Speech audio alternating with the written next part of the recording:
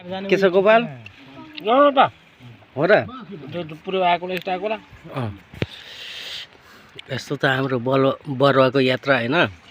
यत्रो माछा मारा कति यो चाहिँ पछिल्लो वर्षको है ए जालाले ओ त जालाले जाला हान्दै चाहिँ हामीले दुवाली छेकेको यो चाहिँ यस्तो छ हाम्रो यहाँदेखि पुरै हैन यो चाहिँ भात खाने अवस्थाको हो लोकल माछा एकदम ठेट बबाल छ मिठो छ दाले टुक्रा पनि एकदम धेरै बनाउँछ क्या टुक्रा भन्नु क्या त्यो जिउ र रक्सी खान थाल्यो पहिला देखेको रक्सी खान्तिमा पनि अलिअलि माछा नखाने को हो यहाँ डल्ली कस्तो बुढा पाउँछस् कस्तो जोइ पाउँछ पक्न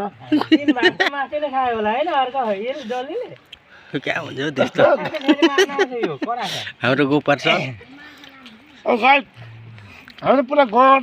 गङ्गटा आजको बरुवा माछा बेस्ट कडक दामी छ त हैन मिठो